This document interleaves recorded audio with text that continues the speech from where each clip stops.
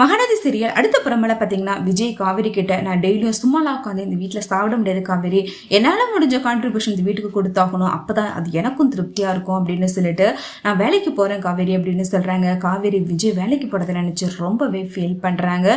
ஒரு கம்பெனியோட ஓனராக இருந்துக்கிட்டு உங்களால் எப்படிங்க வேலைக்கு போக முடியும்னு சொல்லிட்டு கேட்குறாங்க. அதுக்கு விஜயும் எதாக இருந்தாலும் என்ன காவேரி, உழைச்சி தானே சம்பாதிக்கிறோம், அதனால எனக்கு எந்த பிரச்சனையும் கிடையாது, நான் ஒரு வேலைக்கு போனாதான் நான் ரொம்ப கான்ஃபிடென்ட்டாக இருப்பேன் அப்படின்னு சொல்கிறாங்க. அடுத்து விஜய் 4-5 கம்பெனிக்கு இன்டர்வியூ ட்ரை பண்ணுறாங்க.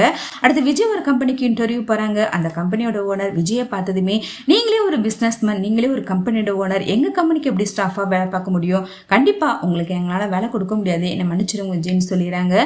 விஜய் அதை நினச்சி ரொம்பவே ஃபீல் பண்ணி அங்கேருந்து வராங்க. அடுத்து மறுபடியும் வேற இன்டர்வியூ ட்ரை பண்ணுறாங்க. அவங்களும் விஜயை பார்த்தோன்னே கண்டுபிடிச்சிடாங்க. விஜய்க்கு வேலை இல்லைன்னு சொல்லிடுறாங்க. விஜய்க்கு எல்லா குவாலிஃபிகேஷனும் எல்லா திறமையும் இருந்தும் வேலை இல்லைன்னு சொல்லிடுறாங்க. இதை கேட்டு விஜய் பயங்கரமாக டென்ஷன் ஆகி வீட்டுக்கு வராங்க. காவேரி கிட்ட நான் போற இடம்லாம் என்னை பார்த்துட்டு எனக்கு வேலை இல்லைன்னு சொல்லிடுறாங்க, எனக்கு ரொம்பவே கஷ்டமா இருக்கு காவேரி அப்படின்னு சொல்லிட்டு ஃபீல் பண்றாங்க. அடுத்து காவேரி, எதுக்காக நீங்க வேலைக்கு போய் கஷ்டப்படணும், உங்களுக்கு என்ன, நீங்க கண்டிப்பா ஒர்க் பண்ணணும்னு நினைக்கிறீங்க அப்படித்தானே, நம்ம 2 பேரும் சேர்ந்து இந்த அப்பள பிசினஸ்லேயே பண்ணலாம், கண்டிப்பா நம்ம அடுத்த லெவலுக்கு எடுத்துட்டு போகலாம், நம்ம கிட்டே ஒரு பிசினஸ் இருந்து நீங்க எதுக்காக அங்கே வெளியில போயிட்டு கஷ்டப்படணும் அப்படின்னு சொல்றாங்க. நீங்க வெளியில ஒர்க் பண்றத நம்ம வீட்லயே ஒர்க் பண்ணுங்க, கண்டிப்பா நம்ம 2 பேரும் சேர்ந்து நம்ம இந்த பிசினஸ் எடுத்து பண்ணலாங்க, கண்டிப்பா நம்ம அடுத்த லெவலுக்கு எடுத்துட்டு போக முடியும் அப்படின்னு சொல்றாங்க.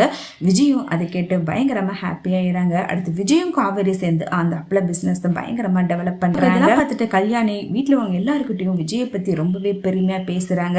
இதெல்லாம் பார்த்துட்டு கங்கா பயங்கரமா டென்ஷன் ஆறாங்க. தன்னுடைய ஹஸ்பண்ட் இந்த வீட்டுக்கு எவ்வளவு வேலை பார்த்து எவ்வளவு நன்றியோட இருந்திருக்காரு, ஆனா அவரை பத்தி இவ்வளவு பேர் தான் பேசவே இல்லை, ஆனா இந்த விஜயை பத்தி எப்ப பார்த்தாலும் பெருமையா பேசுறாங்களேன்னு சொல்லிட்டு ஒரு பக்கம் கங்கா பயங்கரமா டென்ஷன் ஆக ஆரம்பிக்கிறாங்க.